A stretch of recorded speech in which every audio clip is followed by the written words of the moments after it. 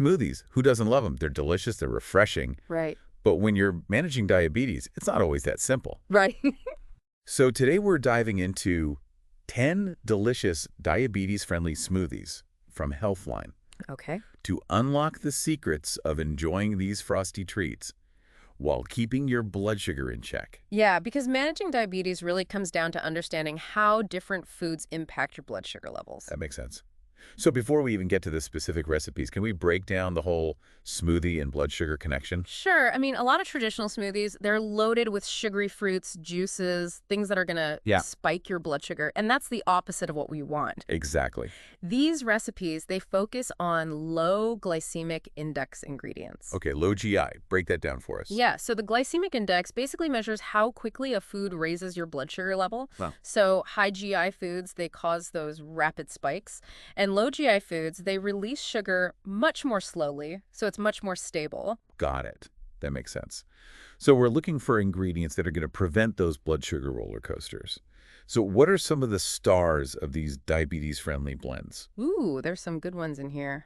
I'm excited about the avocado, and not just because I put it on everything. Avocado in a smoothie, that's an interesting one. It is, but it works. It adds a really nice creaminess, but it also really helps with managing those blood sugar levels because it's packed with healthy fats. Okay. And fat slows down digestion, which then prevents those rapid spikes in blood sugar. Got it. So avocado, it's like the secret weapon for a blood sugar-friendly smoothie. I love it.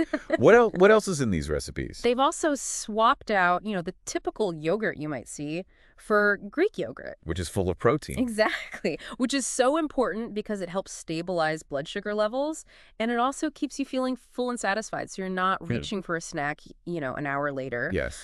Plus, it's got calcium, which, good for the bones. So we're not just talking about what we're avoiding, we're talking about what we're adding in that's really good for us. Exactly. And a lot of these recipes, they also include chia seeds or hemp seeds, and they might be tiny, but they're a great source of fiber. Chia seeds. I'm here for the chia seed trend. Yes. And fiber, it's our best friend. It helps slow down the absorption of sugar. So again, it's all about keeping those blood sugar levels stable. So we've got avocado for the healthy fats, for that creaminess, Greek yogurt for protein, calcium, and chia seeds or hemp seeds for that fiber boost. Exactly. I'm already sold. So we've talked about the ingredients, but now I want to know about the actual smoothies. Yeah. Like, how do these ingredients come together? Mm-hmm. The one that really caught my eye was the Snickers smoothie. Oh, yeah. A candy bar-inspired smoothie? That's actually good for me. I'm intrigued. Yeah, no, it's so clever. It really captures that Snickers flavor profile. Yeah. But instead of using all that sugar, Right. they use things like unsweetened almond milk to make it nice and creamy, peanut butter for that nutty flavor. Yeah. And then a little bit of cocoa powder, for that chocolatey taste. That's like having your cake and eating it too. Right. But in a way that's actually good for you. What else did we have on that list? There was another one that sounded amazing. Oh, the superfood smoothie. That sounds like it's packed with nutrients. Yeah, that one is like a meal replacement Oh. because it's got, the antioxidants from berries, healthy fats from avocado. Mm-hmm. They sneak in some leafy greens for fiber. I love that they're sneaking in the leafy greens. I know, it's great. It's like you don't even taste it. Right. It's good for you. Okay, so we've got the Snickers, we've got the superfood. What about something a little more classic? Okay, well, they have this peanut butter oatmeal smoothie Okay. it's perfect for breakfast Okay. because it's got that heartiness from the oatmeal, Yeah. but it also has that protein from the peanut butter, which will keep you full. Yeah, I was going to say incorporating oatmeal, that's not something you typically see in a smoothie, Right. but it makes sense. It's like it's filling. It's got that fiber. Exactly. And I think that's what's so cool about these recipes is that they're really thinking outside the blender Yeah. and finding ways to use ingredients that you know and love, but in a way that, actually supports your health goals. So beyond the amazing ingredients, beyond these recipes that I'm dying to try, Yeah. what are some key takeaways, would you say, from this article that we should all kind of keep in mind? I think a big one, and they touch on it in the article, is that everyone's different.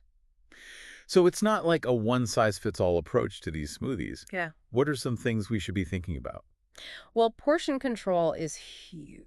Okay. You can, even with healthy ingredients, you can overdo it. Yeah, that's true. And then that can lead to those blood sugar spikes that we don't want. Right, right. Just Yeah. because it's healthy doesn't mean we can just Exactly. drink the whole blender.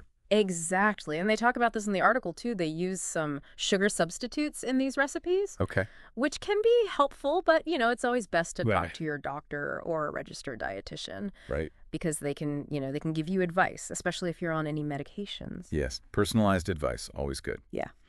Okay, so we've got portion control. We've got checking in with our healthcare providers. Anything else we should be aware of? I think, remember those low GI ingredients? Yes. It's always good to kind of pay attention to, like, how naturally sweet the fruit is that you're using. Okay. So if you're using something like berries, which aren't as sweet, you might not need that extra sweetener. Yeah, it's all about finding that balance, Yeah. right, between the sweetness and Exactly. keeping that blood sugar stable. I love this. It's really making me rethink my smoothie game. Yeah, and that's what's so fun about it is, like, once you have, like, the basics down, you can Oof. really experiment. Add in different things you like, try new things, throw some spinach in there, some kale, who knows? Right, now you're speaking my language. I love that. It's like, take these recipes as inspiration Exactly. and make them your own. That's what it's all about. It's about, like, taking control of your health and making choices that make you feel good, Yes, but also taste good. exactly. It doesn't Right. have to be all or nothing. Right. It can be fun, it can be delicious, Yes. and it can still work for our goals. Yeah. So I guess the big question is, what will you blend? I love it. What delicious combinations await us? That's something for everyone to ponder, I think, as we wrap up this deep dive. We talked about blood sugar, we talked about ingredients, we talked about recipes, Yep. we talked about making them our own.